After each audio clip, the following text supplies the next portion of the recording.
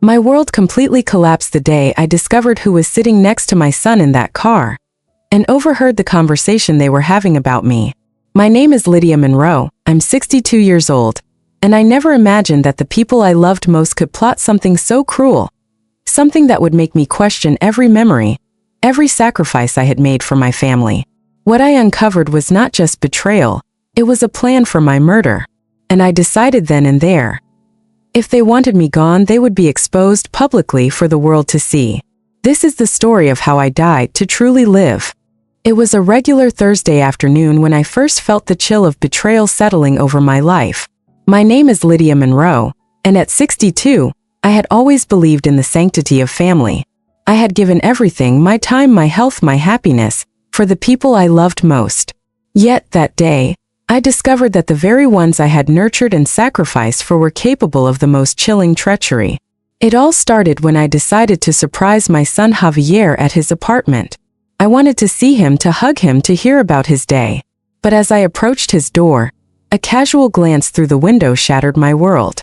There they were, Javier and his wife Raquel, engaged in a conversation that no mother should ever overhear. They spoke not of love, not of concern, but of me, of how my death could benefit them. I froze, my heart pounding in a rhythm of disbelief and horror. Could it really be true? Could my own son and his wife truly be plotting my death, counting my life as if it were a mere ledger entry? I lingered long enough to hear the details. The insurance policies, the timing, the conspiratorial whispers about how to make it appear natural. My stomach turned, my vision blurred with both anger and sorrow. My world, the one I had believed was safe, collapsed in an instant. I had spent decades sacrificing for Javier, yet here he was plotting against me for financial gain. That night, I barely slept. The idea of confronting them directly seemed both impossible and dangerous. But I knew one thing with crystal clarity. I couldn't remain passive. I had to protect myself. I had to understand the depths of their intentions before acting. I began meticulously gathering evidence, recording conversations when they least suspected it, documenting every lie, every hint, every cruel plan. I felt a cold determination settle over me, a clarity that I had not experienced in years. If they thought they could silence me, they were gravely mistaken. Days turned into weeks as I orchestrated a plan that required patience, precision, and an iron will. Beatrice, my closest confidant and a woman with the sharpest instincts, became my partner in this operation. "You're stronger than you realize, Lydia," she told me one night as we reviewed the recordings together. "And if we play this right, they won't see it coming." I nodded, knowing she was right. The plan had to be flawless. If they suspected anything, it would all collapse. It wasn't just about survival anymore. It was about justice. It was about exposing the cold, calculated hearts of those I had loved unconditionally. The idea formed in my mind like a steel blade. I would fake my death. Not out of fear, but as a tool. A weapon against the cruelty that had invaded my life. Every detail had to be convincing. Every actor, every document, every staged moment had to appear flawless. There could be no mistakes. The first stage was the hospital. Beatrice, ever resourceful, arranged for all the necessary details. The accident, the emergency responders, the hospital records. My death had to appear real, immediate, and unquestionable. I surrendered myself to the plan with a calm I didn't feel, trusting that every sacrifice I had made in life would culminate in this moment of ultimate vindication.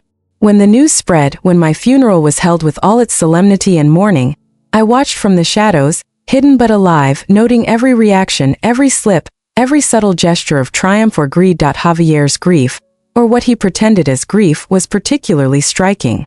The arrogance in his eyes as he calculated how my estate would be divided revealed everything I needed to know. Raquel, Alvin, Patricia.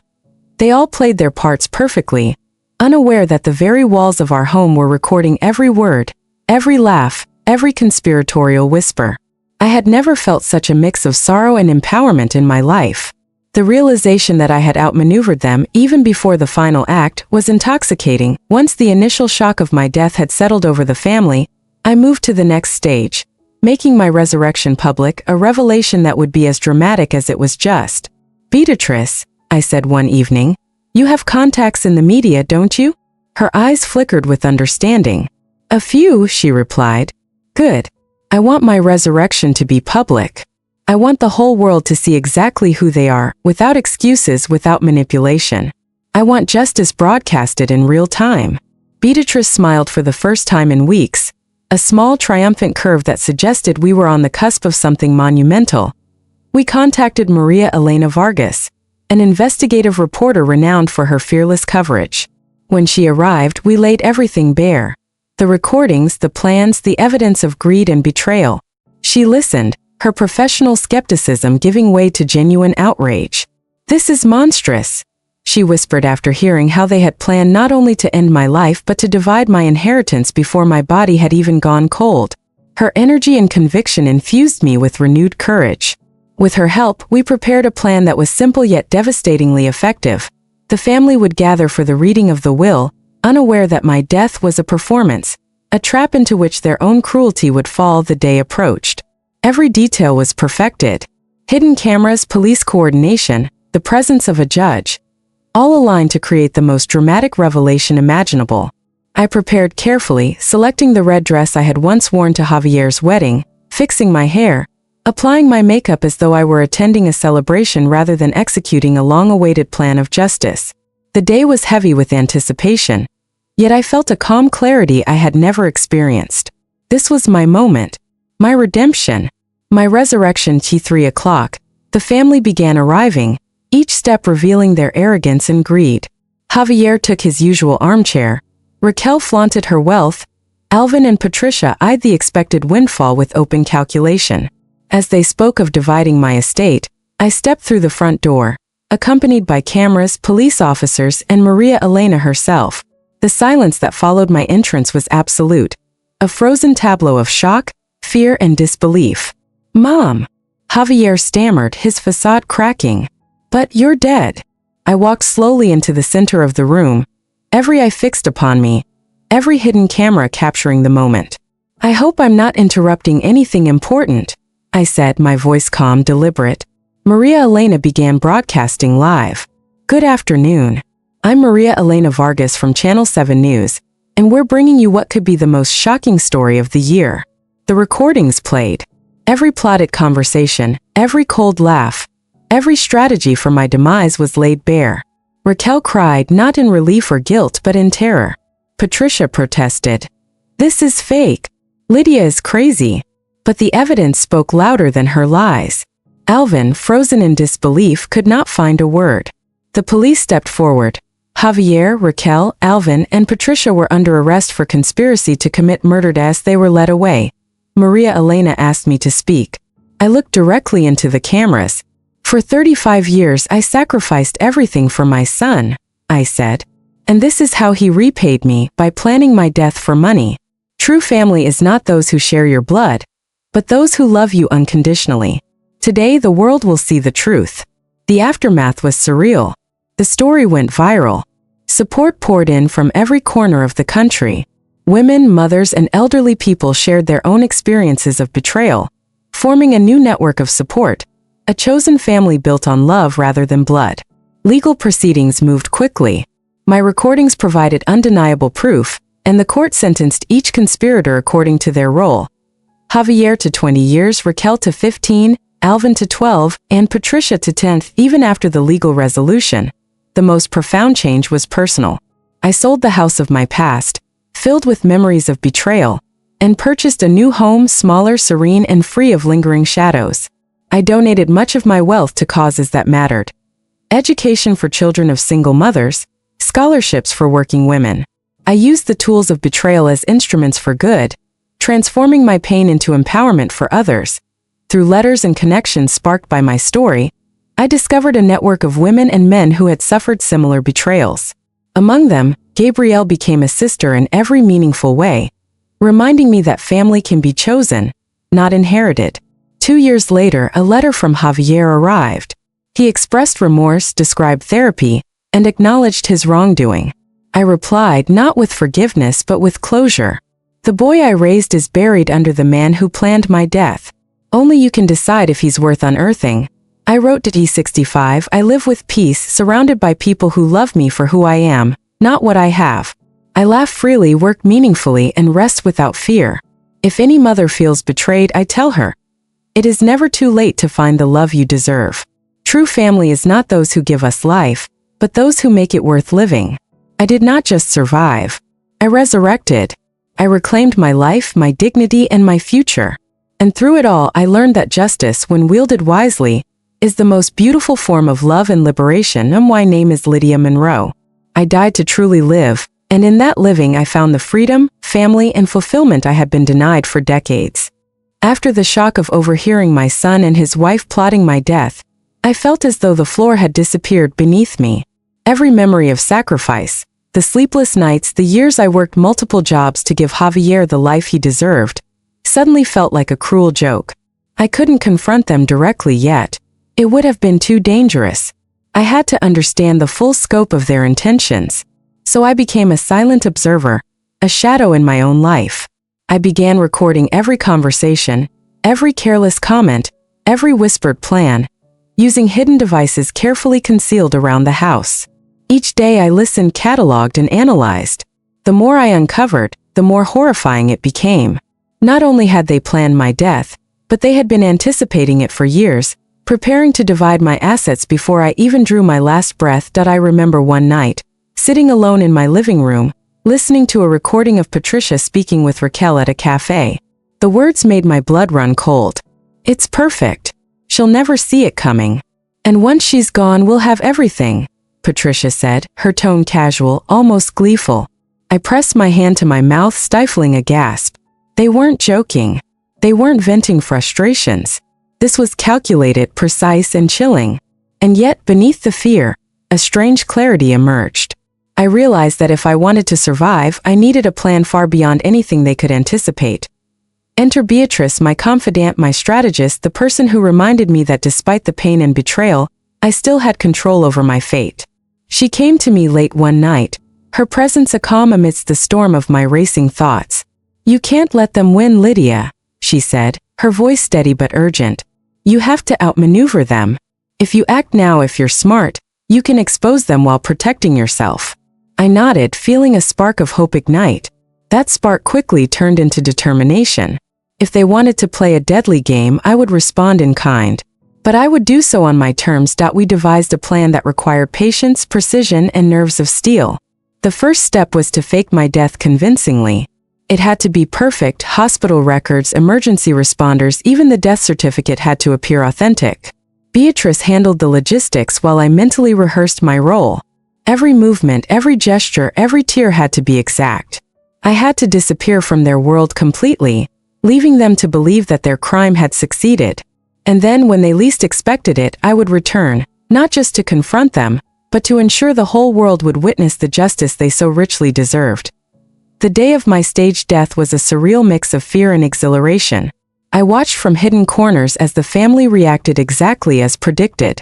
Javier's smug calculation of my estate, Raquel's superficial display of grief, Alvin and Patricia's eager anticipation, it all confirmed the depth of their treachery. And yet, for the first time in decades, I felt a sense of control, a strange satisfaction that perhaps the long years of sacrifice had led me to this moment of ultimate vindication. After the initial shock settled, the real challenge began, planning the public revelation. I wanted my resurrection to be a spectacle of justice, a confrontation so undeniable that there could be no excuses, no lies. Beatrice, I said one night, the words tasting like steel on my tongue, I want this to be public. I want everyone to see exactly who they are, without manipulation, without warning. I want justice broadcasted in real time. Beatrice nodded, her eyes gleaming with understanding. We'll make sure the world watches them crumble, she promised. We reached out to Maria Elena Vargas, an investigative reporter with a reputation for fearless coverage. When she arrived, we laid everything out. Recordings, documented evidence, meticulous notes on the family's plans. She listened intently, her professional skepticism giving way to outrage. This is monstrous, she murmured after hearing how they had plotted my death for profit. Her conviction gave me renewed courage. Together, we designed a plan that was simple yet devastatingly effective. The family would gather for the reading of the will, entirely unaware that I was alive, that every moment of their plotting had been captured, and that justice was about to descend upon them like a lightning strike. In preparation for the day, I meticulously chose my outfit, a red dress I had once worn to Javier's wedding, and perfected my appearance. Every detail mattered. I had to look alive, radiant, undeniable. The plan's success depended on the impact of that first impression, the shock, the disbelief that would freeze them in place. Hidden cameras, police coordination, and the presence of a judge ensured that when the moment came, there would be no escape from the consequences of their treachery. The day arrived with all the tension of a theatrical performance. The family began to arrive, unaware of the trap that awaited them. I watched them on hidden cameras, noting every gesture, every smirk, every greedy glance. Javier claimed his favorite armchair. Raquel flaunted her wealth. Alvin and Patricia lingered near the sofa, notebooks in hand to record their expected windfall. The anticipation in their eyes was palpable, and I felt a cold thrill of vindication. This was exactly what they deserved as I stepped toward the front door. The culmination of weeks of careful planning. My heart pounded like a drum. The camera crew was ready, the police positioned, Maria Elena poised to broadcast live. I paused for a moment, inhaling the air of my home, the house where they had plotted my death, and then turned the key in the lock. The metallic click echoed through the house, and the living room fell silent. Their casual conspiracies had led to this moment, and suddenly, they were confronted not with a ghost, but with the living embodiment of their failure. As I stepped through the doorway, the air in the room shifted instantly. The chatter, the calculated smiles, the petty squabbles over numbers, all of it evaporated in a moment of frozen disbelief. Raquel was the first to notice me, her eyes widening until they seemed almost comically large, and her face turned ghostly pale. A strangled scream escaped her lips, the kind that reverberates not from fear alone, but from the gut punch of realizing the unimaginable. The person they had schemed to murder was standing in front of them, alive, radiant, unbroken. Javier lurched from his chair so abruptly that he knocked the stack of documents to the floor. His expression was one of raw terror, his hands shaking as he scrambled to regain composure. "Mommy, he stammered, words catching in his throat. But it was Raquel who blurted it first, shaking uncontrollably. She's dead. We saw the certificate." The room felt impossibly small, the walls closing in with the weight of guilt, greed, and fear. Patricia began to sob hysterically, not from joy at seeing me alive, but from the panic that had rooted her in place. Alvin froze completely, jaw slack, eyes wide, as if turned to stone by the gravity of the betrayal they themselves had enacted. I allowed a small, measured smile to creep across my face. This was it, the moment where years of planning, sacrifice, and endurance converged into a single devastating reality. "Hello, my dear family," I said, my voice calm but laden with authority. "I hope I'm not interrupting anything important." Maria Elena stepped behind me, her camera capturing every second. "This is Maria Elena Vargas, Channel 7 News," she announced, her voice steady and electrifying. "We are broadcasting live what could very well be the most shocking story of the year. Mrs. Monroe has returned after her staged death to confront the family that planned her demise." Javier finally found his voice, a mixture of hysteria and desperation. What is going on here?" he demanded, though his tone betrayed more panic than authority. I walked deliberately toward the center of the room, letting the weight of my presence fill the space. "I have returned from the dead to witness firsthand how you plan to divide my inheritance, even before my body had cooled. To see how greed eclipsed every shred of love or loyalty you claim to feel." Raquel shook her head violently, her voice trembling. "The hospital, the death certificate, you were cremated," she gasped. I tilted my head, eyes glinting with satisfaction. "Ah, the cremation. Funny how you rushed it through, isn't it? Cheaper, faster, convenient. Isn't that right?" The cameras captured the horror painting across her face, the realization that every word, every plan had been documented, recorded, and now exposed. Maria Elena gestured to me. "Mrs. Monroe, can you explain to our viewers why you faked your death?" I turned toward the camera, steady and unwavering. "I was forced to. I discovered that my own family had planned to murder me for financial gain. Every detail, every plan, every cold calculation had been orchestrated in secret, and if I hadn't acted, I wouldn't be here today." Javier's protests were feeble, almost comical in their desperation.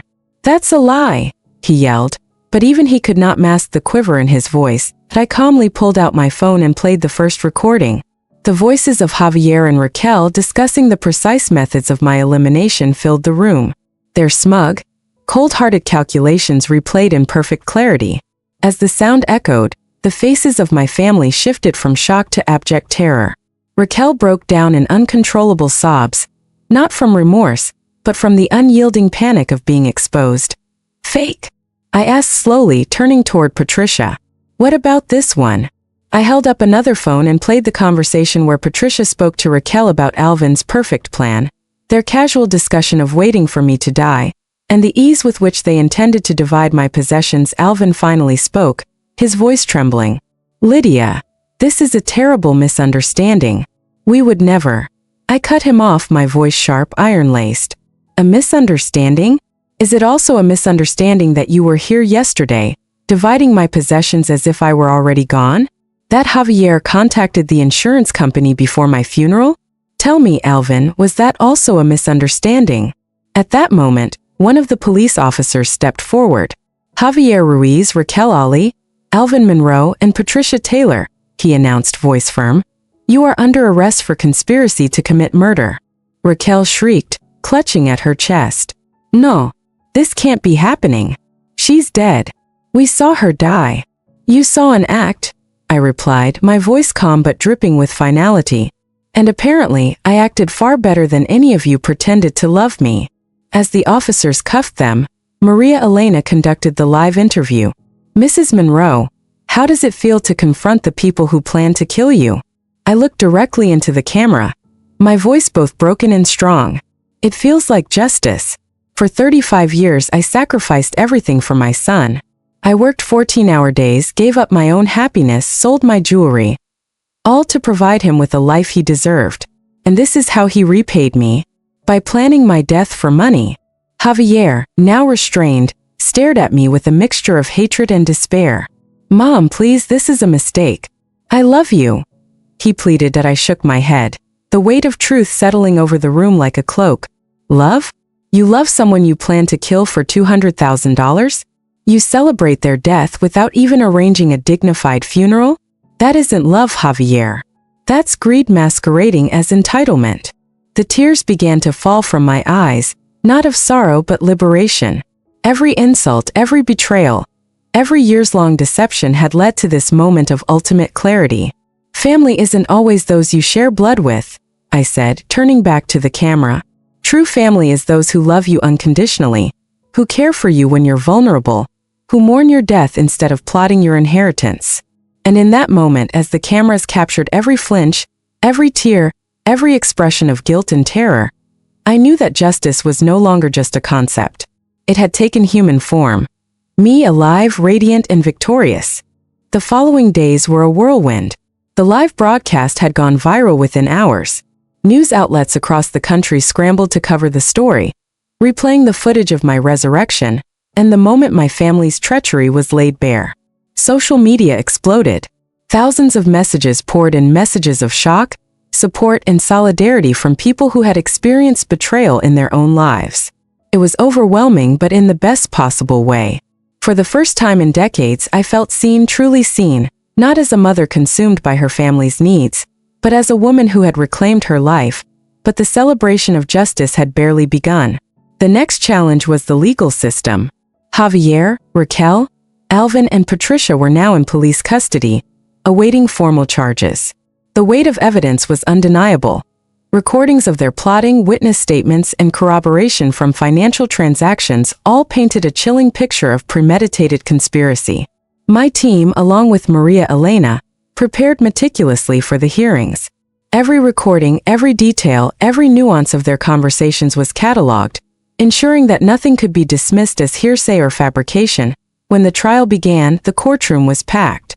Cameras captured the expressions of the public, the media, and even my family, who now sat shackled, faces pale with fear. Javier's lawyers immediately tried to challenge the legality of the recordings, arguing that they had been obtained without consent. But the judge, after reviewing the circumstances, ruled that there was no violation of privacy. It was my home, my property, my right to protect my life. The recordings were irrefutable evidence of a plan that would have ended my life. The hearings were emotionally grueling. Watching my son, my daughter-in-law, my brother, and my sister-in-law try to justify their actions was almost unbearable. They painted themselves as victims of my supposed controlling nature, claiming that my sacrifices and demands had trapped them in an oppressive family environment. Their lawyers described me as manipulative, an overbearing mother who guilt her son into compliance. It was a distortion so blatant that it made my skin crawl. Every lie they told about my love and dedication seemed to mock the years I had given everything for them. When my turn came to testify, I stood tall, my voice steady despite the torrent of emotions raging inside me. I spoke of the sleepless nights, the endless jobs, the sacrifices hidden from Javier to protect him from guilt. I told the court about selling my jewelry to pay for his education, working 14 hours a day to secure his future, giving up personal happiness to ensure he had opportunities one never had. Your Honor, I said, looking directly at the judge, I never used my sacrifices to manipulate my son. I tried to shield him from the weight of my love so he could live freely. The only thing I never imagined was that freedom would lead him to plot my death. The most harrowing moment came when the prosecutor played every recording, from the casual conversations at cafes to the chilling discussions of my planned accident. My family's voices, once so confident and smug, were now trembling, cracking under the exposure of their true intentions. Jurors wiped tears from their eyes as Patricia's words echoed through the courtroom. She had been surprised it took me so long to die. Even the judge seemed momentarily shaken as Raquel referred to me as the burden. They were finally free of Javier broke down completely, sobbing, but whether from guilt, fear, or the realization of the consequences, I could not tell. The verdicts came swiftly, guilty on all charges. Javier received 20 years in prison. Raquel 15. Alvin 12. Patricia 10. The court had recognized the varying degrees of involvement, but none of them escaped accountability. None of them could claim ignorance, none could hide behind excuses as the sentences were read. Their heads remained bowed, eyes averted. They faced the reality of their actions. A life built on greed, betrayal, and cold calculation had crumbled in the span of a few public, undeniable moments.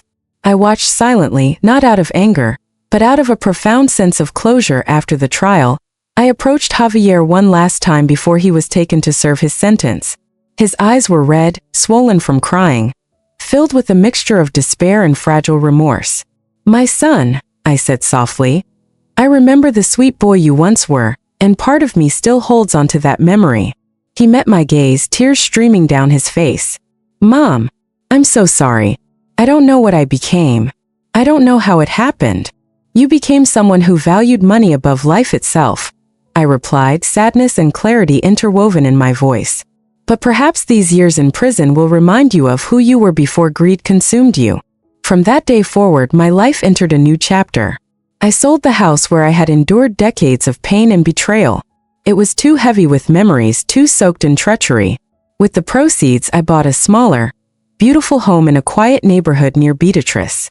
I dedicated myself to philanthropy, donating most of my savings to support single mothers seeking higher education for their children. If money had been the motivation behind their betrayal, I would redirect it to something greater. A force for good, a way to heal others rather than allow it to perpetuate greed. I also established a scholarship fund in my name, providing financial support to working mothers who had dreams beyond their means. 5 women each year could now send their children to college, something I wished I had the power to ensure for everyone who deserved a chance. In doing this, I transformed the legacy my family sought to exploit into a legacy of empowerment, hope, and life. Even more profoundly, I discovered a new family, a chosen family of women and men who had endured betrayal, neglect, or abandonment by those who should have loved them unconditionally. Through letters and social media, we formed a network of support, sharing our stories, celebrating victories, and reminding each other of the love that exists outside bloodlines. Among them, Gabrielle, a woman who had been abandoned by her own daughter, became the sister I never had. Her presence a balm to years of solitude. Life, I realized, was not defined by the family into which we are born, but by the family we choose, the love we nurture, and the integrity with which we live. My days were now filled with laughter, meaningful work, and the knowledge that every act of kindness I performed rippled outward, creating a legacy far greater than inheritance could ever be. Even years later, I received a letter from Javier, a heartfelt apology written from prison. He spoke of therapy, reflection, and the dawning understanding of his betrayal. He acknowledged that he may never be forgiven, but he wanted me to know that he remembered the love I had shown him and regretted having turned that love into a weapon of greed. I chose to respond, not in forgiveness, not in absolution, but in closure. I accept your apology because it is sincere, Javier. But forgiveness is something you must earn. The boy I raised is buried beneath the man who plotted my death. Only you can decide if he is worth unearthing. The months and years that followed were a reclamation of life. I cultivated a garden filled with the flowers I had planted, fed not by bitterness but by hope. I thrived in the love of my chosen family, unburdened by the greed and deceit of those who had once betrayed me. I realized that the ultimate victory was not punishment or revenge, it was survival, renewal, and the freedom to live authentically. At T65, I could finally say that I was truly at peace. My life was no longer defined by the treachery of my biological family, but by the love I had found, the lives I had touched, and the joy that came from knowing that even in the darkest betrayal, light could emerge. The months following the trial were a period of profound transformation. Lydia's life, once consumed by betrayal, fear, and the looming shadow of her family's greed, now blossomed into something she had never imagined possible. Every morning she woke not with anxiety or the lingering bitterness of betrayal, but with a sense of purpose and a quiet, radiant hope. Her new home, though smaller, felt like a sanctuary. The air was lighter here, free from the memories of whispered conspiracies, greedy calculations, and the nightmarish planning of her murder. Beatrice lived nearby, offering both companionship and a sense of security. They spent long afternoons tending to the garden, a symbolic act of reclaiming life and beauty after the devastation Lydia had endured. Each plant, each bloom felt like a declaration. Life could flourish even after betrayal.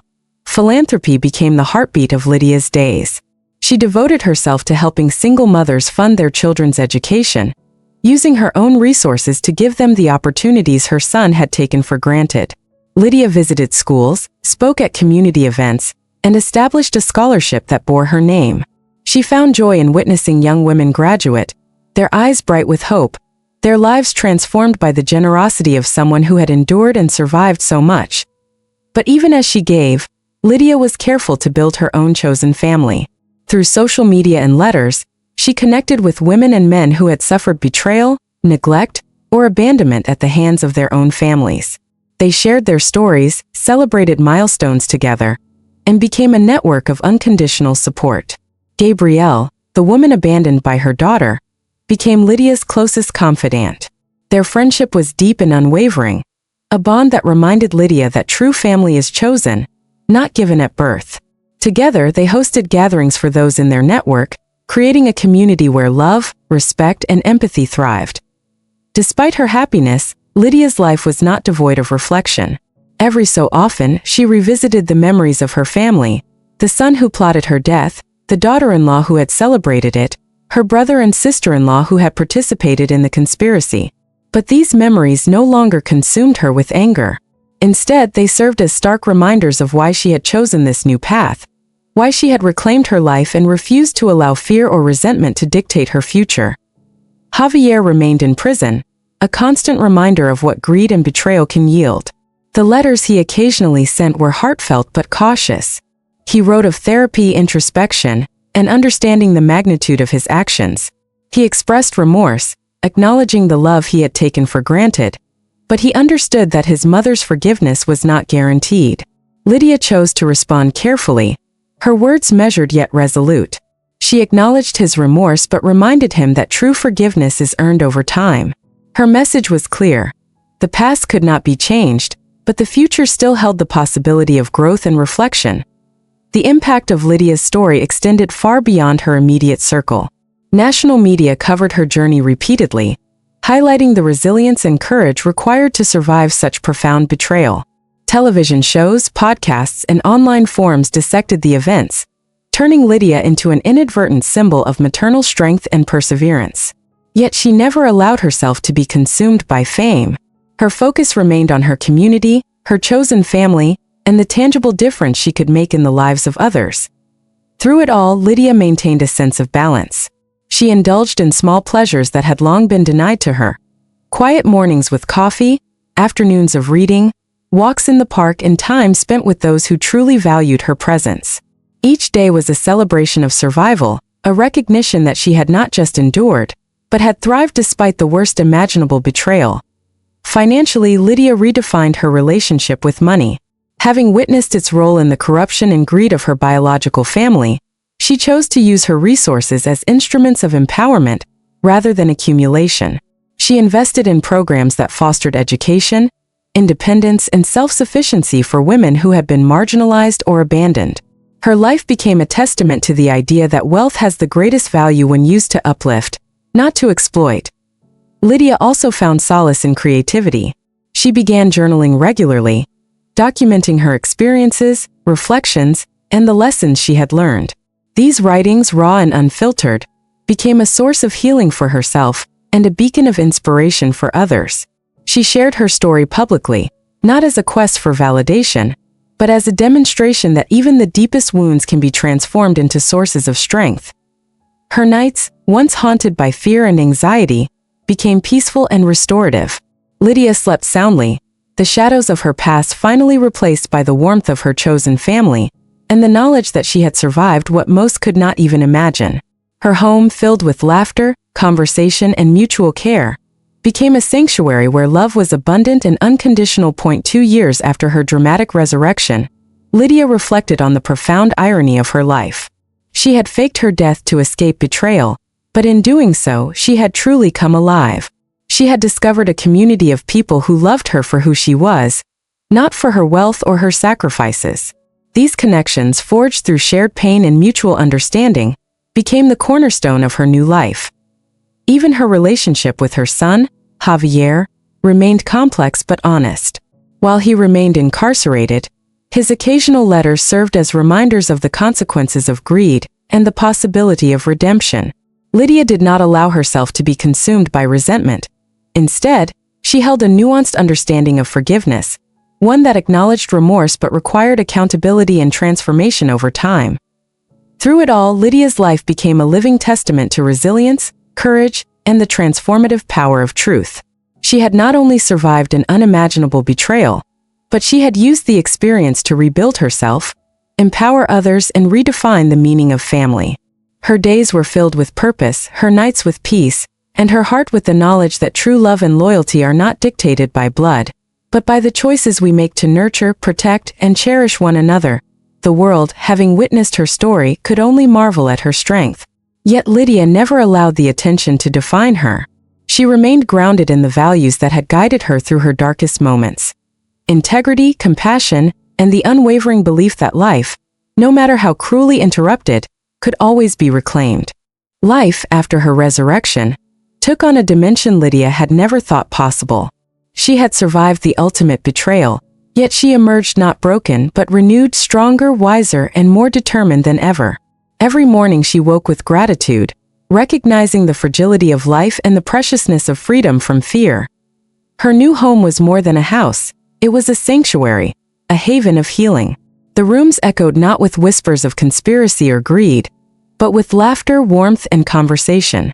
Beatrice was a constant presence, offering both companionship and a sense of continuity. Together they planted flowers, nurtured small trees, and cultivated a garden that symbolized growth and resilience. Each bloom was a living reminder that even after the harshest winters, life could flourish again. Lydia's philanthropic efforts became the cornerstone of her renewed existence. She dedicated herself to helping single mothers achieve what she had worked tirelessly to provide for her own son: education, opportunity, and hope. The scholarship fund she established became a beacon for women striving to give their children a brighter future. The letters, calls, and visits from grateful families reminded her that her pain had not been in vain. Through her generosity, her story became a source of inspiration, turning tragedy into transformation. Beyond material assistance, Lydia cultivated emotional connections with those who understood betrayal and loss. She built a chosen family, a network of women and men who had faced abandonment, deceit, and greed, yet refused to let it define them. Among them, Gabrielle, the woman abandoned by her daughter, became a sister Lydia had never had. Their bond was unbreakable, a living testament to the fact that family is not defined by blood, but by love, loyalty, and shared experience. They organized gatherings, supported each other through crises, celebrated milestones, and created a community grounded in compassion and understanding. Though her life had gained new depth, Lydia never forgot the past. Memories of her son, daughter-in-law, brother, and sister-in-law haunted her briefly, not with fear, but as a reminder of human fragility and the darkness that greed can breed. Yet these memories no longer controlled her. They had become lessons, shaping her determination to protect herself, cherish her chosen family, and use her experiences to empower others. Javier remained imprisoned, serving the consequences of the conspiracy he had so callously plotted. His letters arrived sporadically, each one tinged with remorse, introspection, and the dawning realization of the magnitude of his betrayal. He wrote of therapy sessions, moments of reflection, and his efforts to reconcile the man he had become with the boy Lydia had raised. His words, though sincere, reminded Lydia that forgiveness is not instantaneous. It is earned through sustained understanding, accountability, and transformation. The public impact of Lydia's story grew exponentially. Media outlets nationwide covered her journey extensively. Television programs, podcasts, and online forums dissected her story, portraying her as a symbol of courage, maternal strength, and resilience. Yet Lydia never sought the spotlight for herself. She used her voice not for fame, but to uplift others, to show women, mothers, and survivors that reclaiming life after betrayal is possible. Even the smallest moments in Lydia's daily life became profound celebrations of her survival. Mornings filled with quiet coffee, afternoons spent reading or walking in the park, evenings with the laughter of her chosen family. Each day was a testament to her rebirth. She embraced life fully, savoring the ordinary as extraordinary, knowing that her past had taught her the true value of every fleeting moment. Lydia also found solace in creativity and reflection. She wrote extensively, chronicling her journey from betrayal to empowerment. Her journals became a source of healing and inspiration, shared with those who sought guidance, courage, and hope. Through her words, she transformed pain into purpose, teaching that even the deepest wounds could become catalysts for growth. Financially, Lydia redefined wealth. Witnessing how money had fueled her family's greed and betrayal, she chose to use her resources to uplift others. She invested in programs that provided education, mentorship, and independence, ensuring that her life's legacy would extend beyond herself. Wealth, she realized, had true meaning only when it served as a tool for empowerment and positive change. Years passed, and Lydia's life continued to flourish. She watched her chosen family grow, celebrated the successes of the young women she had supported, and reveled in the quiet joys of a life rebuilt with intention. Her days were filled with purpose, her nights with peace, and her heart with the knowledge that she had survived not merely to live, but to thrive. The irony of her journey was not lost on Lydia. She had faked her death to escape the people who should have protected her, and in doing so, she had truly come alive. She had discovered that real family is not defined by biology, but by loyalty, love, and shared values. Those who had abandoned her were consigned to the past, while those who had embraced her became the true foundation of her life. Occasionally, Lydia reflected on Javier's letters, the brief glimpses into the remorse and realization of her son. She acknowledged his apology, but she understood that forgiveness is a lifelong process, earned through time and consistent action. She did not dwell in anger. Instead, she used these reflections to deepen her understanding of human complexity, compassion, and resilience. Through her journey, Lydia had learned the ultimate lesson. Justice does not always come from the courts or the hands of others. It comes from truth, courage, and the willingness to stand up against betrayal.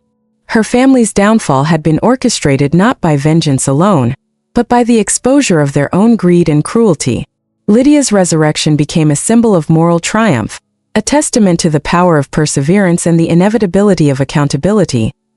Now, at 65, Lydia sat in her garden, surrounded by flowers she had nurtured with her own hands. The sunlight fell gently across her face, the air fragrant with blossoms and hope. She felt a serenity she had never known, a completeness that only comes from surviving darkness and emerging into light. Her chosen family gathered nearby, their laughter echoing like music through the quiet neighborhood. She looked back at the story of her life, sacrifice, betrayal, near death, and ultimate triumph, and realized she had been given a gift beyond measure: the opportunity to live fully, love freely, and shape her legacy. She had faked her death, but in doing so, she had discovered the true meaning of life. Lydia Monroe had survived the unimaginable. She had exposed the treachery of her blood relatives, reclaimed her autonomy, and built a life of purpose, compassion, and fulfillment. Her story became an inspiration to countless others, proof that it is never too late to rise, to rebuild, and to find love and family where it truly exists. As the sun set, Lydia reflected one last time on the path she had walked. She knew that every sacrifice she had made, every tear she had shed, and every fear she had faced had led her to this moment. She was alive not just in body but in spirit. Her life was hers to live, filled with genuine love, meaningful work, and the freedom she had fought so hard to reclaim. Her name is Lydia Monroe. She is 65 years old. She died to truly live, and in doing so she discovered the unshakable power of truth, resilience, and the love that is chosen, not given. 2 years later I am 65, surrounded not by the people who betrayed me, but by those who chose to love me unconditionally. I sold the house full of painful memories, rebuilt my life, and turned my story into a force for change. If you are a mother, a daughter, or anyone who has felt betrayed by family, remember this: true family isn't defined by blood. It's defined by love, loyalty, and respect. My name is Lydia Monroe, and I died to truly live. Now the question is, how far would you go to protect the truth about the people you trusted the most?